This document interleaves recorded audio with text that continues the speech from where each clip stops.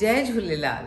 सिंधी ॿोलीअ खे अॻिते वधाइण जी असीं हर मुमकिन कोशिशि करे रहिया आहियूं ऐं इन जे लाइ नंढनि ॿारनि खे सिंधी सेखारण लाइ असां सिंधीअ में ऑनलाइन क्लासिस शुरू कया आहिनि ऐं असांखे ॾाढी ख़ुशी आहे त उनजो जेको रजिस्ट्रेशन थिए थी उहा ॾाढी सुठे नमूने थिए थी ऐं घणनि ई माण्हुनि खे उन में चाव थिए थो, पर क्लास हलंदे हलंदे उहो नंबर घटिजी थो वञे ऐं अंदाज़ जेको 50 सां शुरू थो थिए सो वञी 10 ते थो पहुचे।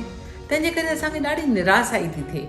असां हिन वक़्त ताईं 2 बैचूं हलाए चुका आहियूं ऐं असांजी टी बैच ईंदड़ महीने शुरू थींदी।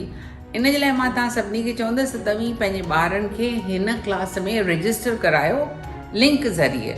ॿी ॻाल्हि इहा बि सोचो त तव्हांजो ॿारु जॾहिं नंढो आहे 5 साले खां वठी 8 साले जे लाइ ही क्लासिस आहिनि। इन में नंढे हूंदे ई जेकॾहिं हू 2 ग ॾ जा उचार सिखी वठंदो त वॾे हूंदे हुनखे का बि तकलीफ़ कान थींदी, छो जो वॾे हूंदे यानी पकी कना त वरणा ई कान्हनि।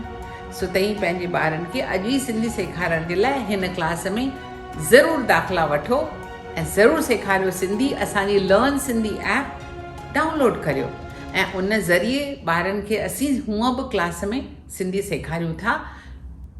लिखण जो अंदाज़ चाहे ॻाल्हाइण जो उचार, इहे 2 ॻाल्हियूं असांजे हिन ऐप ज़रिए ॿारु सिखी थो सघे। उन खां सवाइ जॾहिं हुनखे एक्टिविटी करणी आहे यानी रांदि करणी आहे जंहिंमें हुनखे मार्कूं थियूं मिलनि त इन जे करे हुनखे ख़ुशी थी थिए। क्लास में जॾहिं 15 ॿार गॾिजी वेही करे चवनि था मुंहिंजो हेतिरो थियो पॉइंट्स, हुन जा चवंदा हेतिरो थियो, त पोइ ॿारनि खे ख़ुशी थी थिए। इन में असीं ॿारनि खे सेखारियूं था केतिरा ई बैत स्टोरी टेलिंग यानी आखाणी ॿुधाइण ऐं ॿियूं केतिरियूं नयूं सुठियूं ॻाल्हियूं ॿार सिखनि था। सो तव्हीं देरि न करियो, पंहिंजी मातृभाषा सिंधीअ खे अॻिते वधाइण जी हर मुमकिन कोशिशि असां सभिनी खे गॾिजी करणु खपे, छो जो घणेई खां छपर खॼी पवंदो आहे।